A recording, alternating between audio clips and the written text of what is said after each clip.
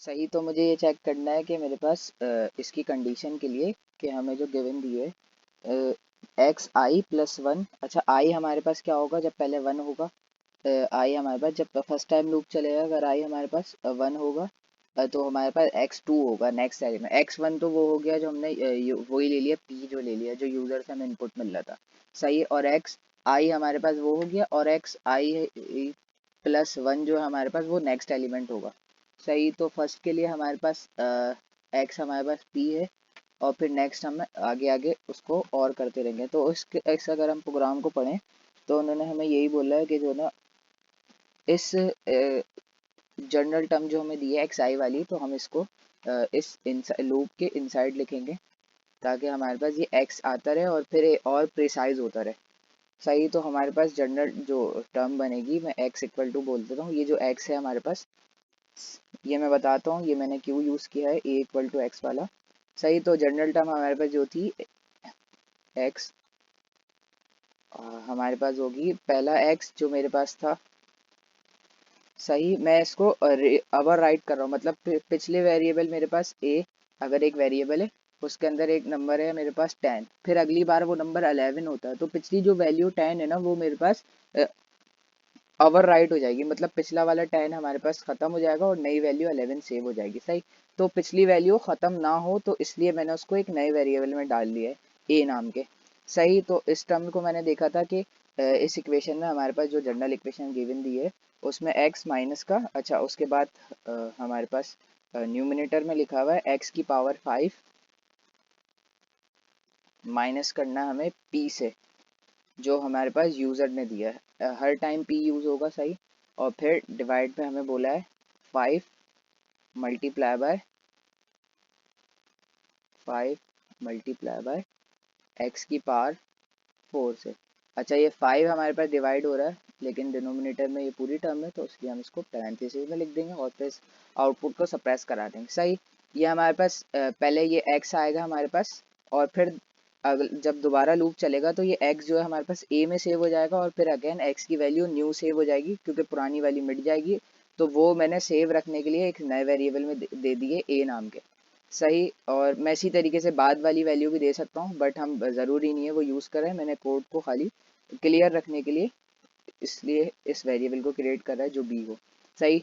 अब हमारे पास एक एरर कैलकुलेट करना है क्योंकि अगर मैं इस लूप को चलाऊंगा, क्योंकि ई तो चेंज हो ही नहीं रहा तो ये इनफाइनाइट लूप हो जाएगा, तो मुझे इसको इनसाइड द लूप चेंज करना पड़ेगा। तो मैं इस एरर को जो है, इसकी हमें इक्वेशन गिवन दी गई है कि ई की एक्स मोड में दिया हुआ है तो हम एब्सलूट का फंक्शन यूज़ करेंगे। सही। और फिर क्या बोला है, एक्स बाद वाला माइनस एक्स पहले वाला और डिवाइडेड बाय एक्स पहले वाला। सही। मतलब आई प्लस वन मैं बोल रहा हूँ कि जो है हमारे पास बाद वाला एक्स है, और आई एक्स आई जो हमारे पास है वो उससे पहले वाला है, तो उससे पहले वाला जो है वो हमारे पास ए होगा और बाद वाला वो बी होगा। सही। तो हम क्या करेंगे, इस बाद वाले जो है हमारे पास इसको न्यूमिनेटर में लिखना है, तो b माइनस ए हो गया हमारे पास, और डिवाइड में हमारे पास a ही है। तो ये एरर मेरे पास चेंज होता रहेगा चेंज होता रहेगा, तो यहाँ पे हमारे पास ये लूप कंप्लीट हो गया। बट ये y पे हमारे पास ये एरर आ रहा है, क्या कह रहा है, function return value might be unset, क्योंकि फंक्शन से हमने y आउटपुट लेना था। सही। लेकिन वो तो आउटपुट यहाँ मिल ही नहीं रहा, तो मैं क्या करूँगा, इस वाइल लूप के, यहाँ वाइल लूप एंड हो रहा है तो मैं बोलूँगा जो x की वैल्यू आ गई वो मुझे वाई में सेव कर दो। सही। और ये मेरे पास चला जाएगा, तो देखें यहाँ पे हमारे पास एरर भी चला गया है। सही। तो यहाँ पे हमारे पास फंक्शन भी ख़त्म हो गया। मैं एंड का कीवर्ड भी लिख देता हूँ, ज़रूरी नहीं है वैसे, बट लेकिन ये हमारे पास इस इंटरप्रेटर को पता हो जाता है कि यहाँ पे हमारे पास फंक्शन एंड हो रहा है। तो यहाँ मेरे पास ये फंक्शन कंप्लीट हो गया है पूरा, कि हमने क्या करा, सबसे पहले यूज़र से पी लिया और उसको एक एक्स नाम के वेरिएबल में सेव करा दिया। सही। ई मैंने इसलिए लिया ताकि फर्स्ट टाइम लूप चले, क्योंकि इसमें फर्स्ट टाइम अगर ई डिफाइन ही नहीं होगा तो वो बोलेगा ई तो हमें दिया ही नहीं आपने। तो मैं ई को, ये इस नंबर को मैं किससे कंपेयर करूँ, तो फर्स्ट टाइम कंपैरिजन के लिए मैंने सिंपली यहाँ पे ई की वैल्यू 1 सेट कर दी। फिर ए मैंने ये जो एक्स था मैंने इसको मैंने ए में सेव कर लिया कि एक्स की वैल्यू बार बार ओवर राइट होती जाएगी ओवर राइट होती जाएगी, तो पिछली वैल्यू मिटती जाएगी। सही। तो पिछली वैल्यू को मैं सेव कर सकूं तो इसलिए मैंने इधर एक न्यू वेरिएबल का यूज़ किया ए नाम का। और इस फिर दोबारा मैं यहाँ पे सिंपली एक्स को भी यूज़ कर सकता, लेकिन मैंने कोड को क्लीन नीट एंड क्लीन रखने के लिए यहाँ पे एक नए वेरिएबल में डाल दिया 20 में और यहाँ से फिर मैंने एरर को चेंज करता जा रहा हूँ बार बार। सही, तो हमारे पास ये फंक्शन रेडी हो गया। मैं सिंपली इसको सेव करूँगा और फिर हम इसको यूज़ करके देखते हैं। सही, तो